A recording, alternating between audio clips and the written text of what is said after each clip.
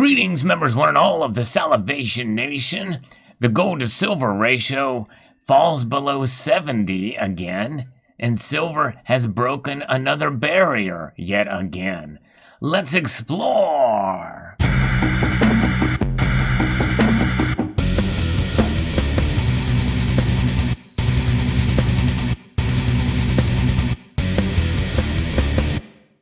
Yes, there's something about this happening again that makes us wonder if silver is really trying to kind of break through to kind of play catch up with gold, as gold has kind of been hit as of late, falling below that $2,000 level.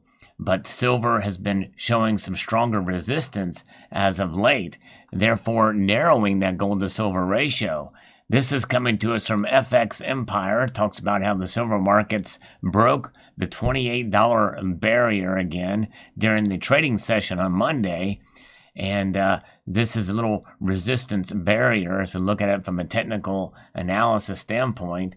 But they've rallied significantly during the trading session on Monday, slamming through the $28 level, an area that has been seen some significant resistance. We actually witnessed this at the opening of the Asian markets last night on our Sunday night market watch that we do every time the markets open on Sunday nights in Asia. That occurs at 6 p.m. Eastern on that Sunday evening.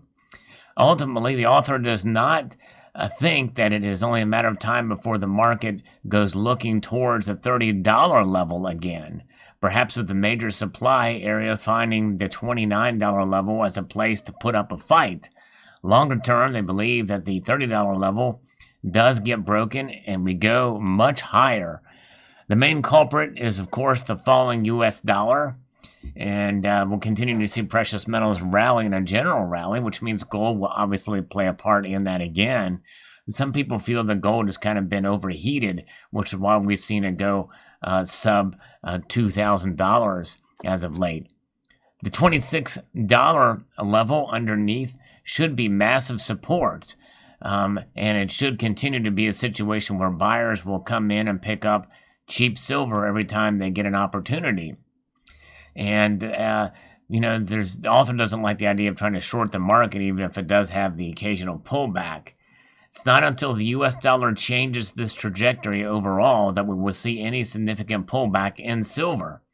With the Federal Reserve doing everything it can to flood the markets with liquidity, it is very difficult to imagine a scenario where silver suddenly fall support, as precious metals will be a great place to protect yourself from the devaluing of the greenback as well as many other currencies around the world. After all, central banks are loose, to say the least, and I think that it is only going to continue to be a major problem for currencies that are loose in terms of the money supply all around the world. That is the case. However, they are very tight when it comes to holding on to gold. That's right. In fact, they're getting more of it, especially China, Russia, Turkey, India, etc. They are accumulating more gold. The only ones that's really not for the national stockpile holdings is the United States. They've kept the same level. They've not increased their holdings. I think that's a mistake, and I believe we should get more as the other nations are catching up to us. But so what does this mean for silver? Well, it could mean that silver will go up under these conditions, but when you take a look at what we're seeing in the news, what are we seeing in the news? Well, we're seeing some good metrics of the economy come around, housing and the like. Some people think the housing market's overheated as well, and that could blow up. They're really doing a lot of the same types of things they were doing in the past that led to the financial crisis of 2007, 2008. Plus, we have COVID-19 on top of it. But that's another area of news that could be bearish for precious metals and strong for the dollar. And that is the CDC quietly changing the numbers to where 6% of the deaths were due to COVID-19 only. The other deaths were on account of multiple, 2 or 3 other such scenarios or health emergencies or health situations that have caused the death. This is going to mean that people are going to be more reluctant to shut down businesses and the like. Because the real number is around 9,000 or so strictly COVID-related deaths, and a lot of those were due to elderly and immunocompromised that may not have had an other pre-existing condition just because they're older and more susceptible to that type of thing. There's that, and then you have the other factors where record earnings for some of these companies out there that we're hearing talking about, people rehiring, new jobs being added and the like, that could bode well for the economy, which is going to be bearish for gold and silver. But as the economy improves, demand for silver may increase for the products that people have not stopped buying a whole lot. Apple stock is up again, and so silver is going to be used in electronics. And so when you take that into account, well, more than likely that means that the demand will increase for silver, and that could actually be bullish for silver, even in an economic recovery, which could bode well for the gold to silver ratio staying at where it is now or below. But it just depends on if the supply can keep up with the demand in that regards. I believe with other mining activity going on, you heard me interview John Lee from Silver Elephant a while ago, and there's some real hope and promise in Bolivia for silver, which is the sixth largest producer. And so we'll see how that plays out. If they mine more of it, well, that could mean that the price could stay where it is or stabilize, or we may even see the ratio increase again between gold and silver. It's anybody's guess, but this metal is quite interesting indeed. And with all the versatility, I believe it is the most versatile precious metal out there, probably the most versatile metal out there.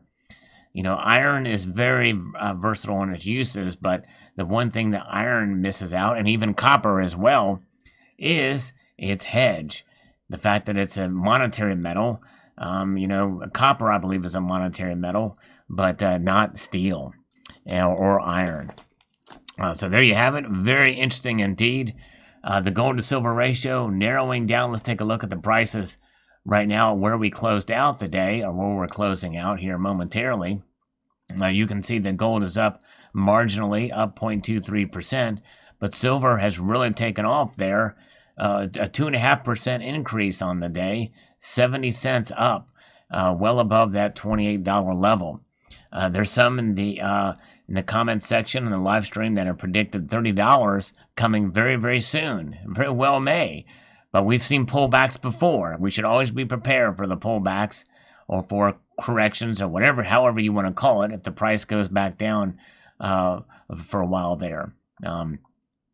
But here is where we see the gold to silver ratio just barely below that 70 level, but it is noteworthy here. But I will keep in mind, too, that even though it is below that 70, given where we are in a recession with gold essentially at a record high when you compare it to 2011, and still is above that $1,920 level, in theory, silver should be much higher, and the gold to silver ratio should be closer to 30 instead of closer to 60. And we're still just below 70. So silver still is not caught up yet to gold where it should be, given where we're at in the marketplace. So it has a ways to go. But because we've seen both these barriers broken again above 28 and the gold to silver ratio below 70, it gives us a little bit of hope that we might see silver breaking out to perform as it has in the past. Still not there yet. Still taking a while. Silver still got some room to move. So what do you think will happen? Where do you think it will be? What do you think the ultimate gold to silver ratio will be once this bull market is fully realized? Post your thoughts in the comment section below. I'd like to extend a multitude of gratitude to you all for taking the time to watch this video, and encourage you to please rate, share, comment, and subscribe.